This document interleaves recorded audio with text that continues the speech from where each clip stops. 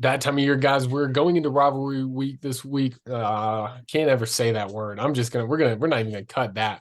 Rivalry week this week. So, guys, we know we got to go ahead and look ahead, look at the future of these games, guys, and we've got to look at some playoff chaos that might happen. So, we have our two locks for the playoff race.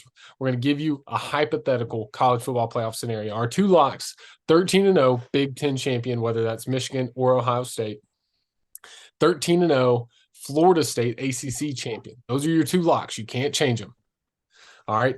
Now you have to add two more teams in two spots from these five teams. You have 12-1 Oregon, the Pac-12 champion. 12-1 Texas, the Big 12 champion. 12-1 Alabama, the SEC champion. 12-1 Georgia, who does not win the SEC championship, and then 12-1 Washington, who does not win the Pac-12 championship. Guys, five teams, two spots. Who we thinking? Freddie. I don't know. You look like you ready. Well, Freddie. immediately to me, Washington's out Okay. because they lost the conference championship game, right? Okay. They beat Oregon at home, By but three. then by 3 in a game where Oregon actually controlled the game and should have won. And I think the committee knows that. And all of America pretty much knows that, to be honest. But they lost the game. So you have to throw that in there. They lost the conference championship at a neutral site. So immediately they're out. In this scenario, I'm looking at conference champions only to me. Because if you lose your conference with one loss at the depth that we have this year, I don't think you deserve a spot. So that goes for the loser of Ohio State, Michigan. The loser's out, right? Last year, we saw Ohio State still get in, even though they lost to Michigan, did not play for a conference championship game. That doesn't happen this year. So then it becomes one loss Alabama with a win against Georgia. Mm-hmm. That same Georgia team, they're out to me, which is wild to say. But with all this going on, I don't think they make it in this scenario. Then you have Texas. So really, you've got Alabama, Texas, and Oregon for the last two spots. And in this scenario, this is where the deep analytics have to come in. I think that avenging a loss for Oregon means a whole lot. You know, I mean, if a team beats you and then you come back and beat them, I think that says a whole lot. Now for Texas, I think it's going to mean more about how they win, right? Do they barely win the last two games against Texas Tech and then the conference championship game? Do they barely win those games? What do those games look like? For Alabama, they have, to me, the best remaining schedule to make the playoffs, period.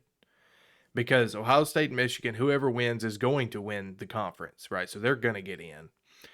So then Alabama will then play number 1 Georgia. They will have the best win conference championship Saturday, period. Point blank, period. No debate about it if they win. Georgia's being held at such a high standard right now. I think that win would avenge the Texas loss from Alabama in week 2 because we have seen improvement since then. And then you also have to look at, well, who's Alabama beat all year? They have 3 wins against current top 25 teams, both by 14 points or more. Oregon has 0. At that time, their only win would have been against Washington, who Washington's kind of looked a little sketchy the last couple of weeks too, although they did pull out the win. For me, and this is going to sound crazy because of how they're ranked right now, but again, this is just my personal opinion. I'm going Bama and Texas. I think Oregon is better than Texas. Actually, you know what? I think I'm changing my mind on the spot here. I think I'm going to go Bama and Oregon. I think I'm going to go Bama and Oregon because they would have had the 2 best wins in conference championship play. Yeah, I'm going to change my mind. I've never done this before. I normally come in with a plan and stick to the plan, but I just talked myself out of my own plan.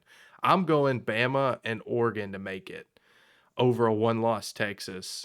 And then obviously a 1-loss either Ohio State or Michigan and a 1-loss Washington. Quinn? I'll say this. I think I like the scenario. I want to put one more team on everyone's radar because I think there are actually 9 teams in contention for the playoff. And the one we didn't mention is way outside, and that's Louisville. Louisville is a one-loss team. Hear me out. I know you're shaking your head, Freddie, but listen to me. We've got Ohio State, Michigan. Winner is in, loser is out. Because I agree with you. I don't think you get in this year with how crowded it is without being a conference champion. All right, so winners in, losers out. The SEC has an elimination game. Georgia, Alabama, assuming neither team loses going forward, except for to each other. All right, so there's a second team that fills the spot. Washington, Oregon is basically an elimination game. All right.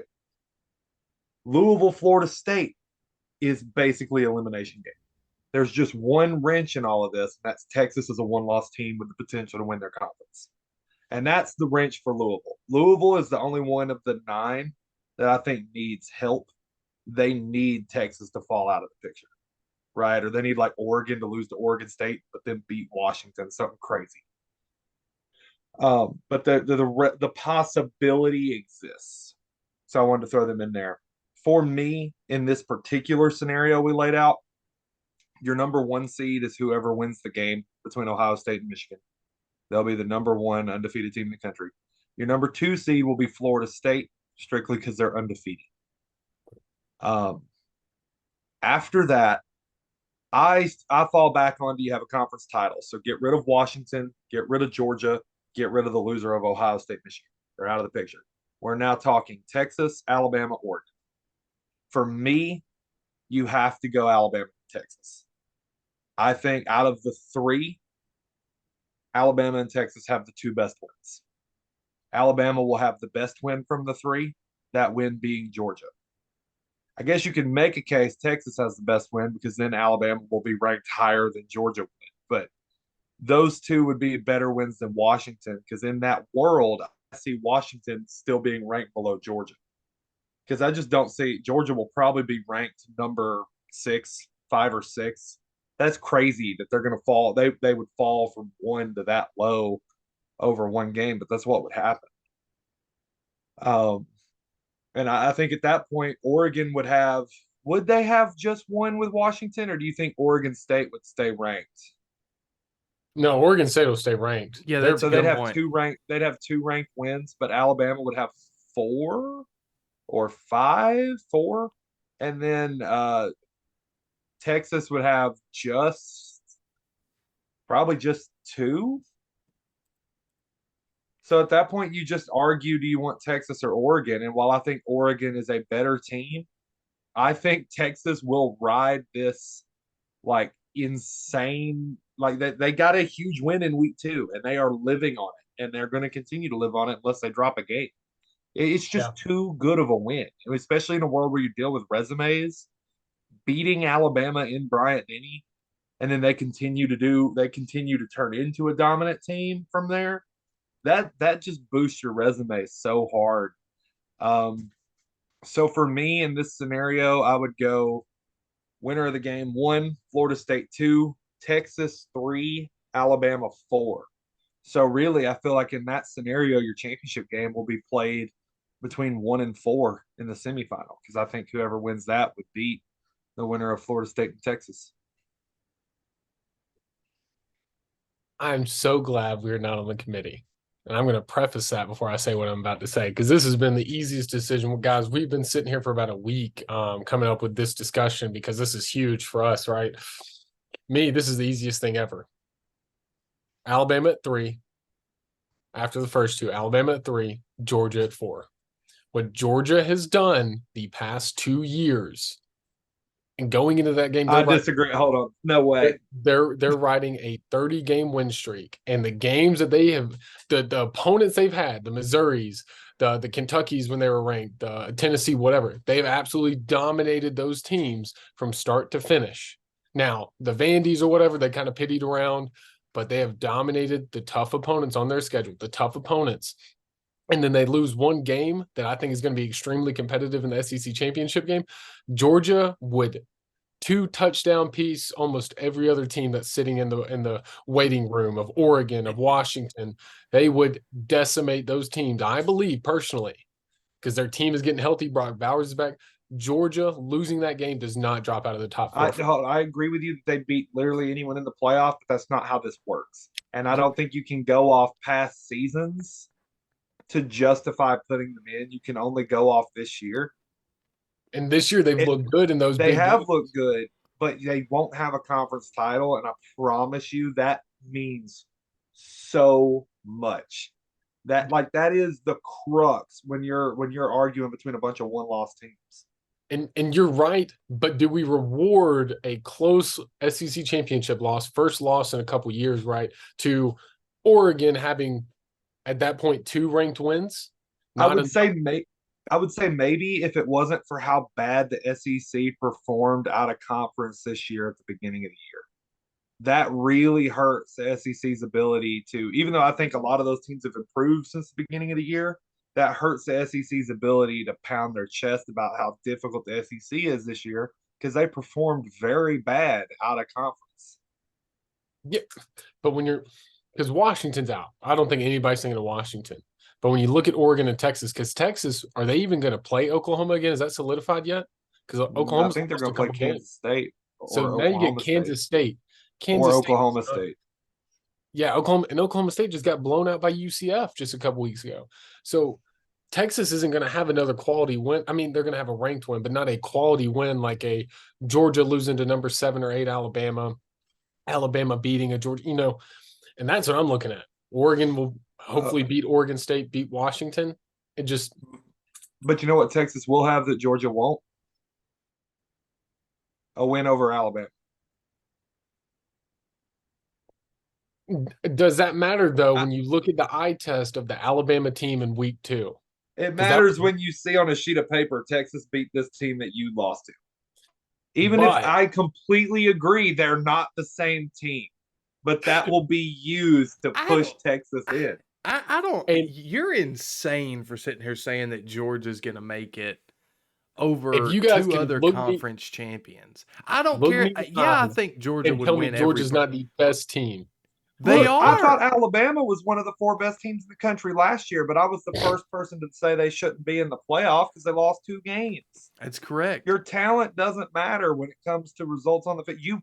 This year, it's basically a 16 team or an 8-team playoff. You have to win your qualifier game, and for Georgia, their qualifier game is in Atlanta in 2 weeks. So, by y'all's logic, okay. Y'all are okay with adding basically another TCU to this college football playoff? Yes. Because they deserve to be there. Because they deserve to be there. Now they did. But does it matter if it's this team actually has a legitimate shot at beating the top team in the national championship game? I don't think that matters. I think what matters is the story you get to make for yourself. So for TCU, that win over Michigan in the semifinal is the most important thing they've ever done as a program since they won a national title back in the 30s. When people only listen to games on the radio. That was the last time TCU had something that big happen for them. Yeah. Now, did they get absolutely slaughtered by Georgia in the national title? Yeah. But I don't think and it was the worst loss of all time. But are you telling me that Michigan wouldn't have lost by 4 touchdowns? Because they would have.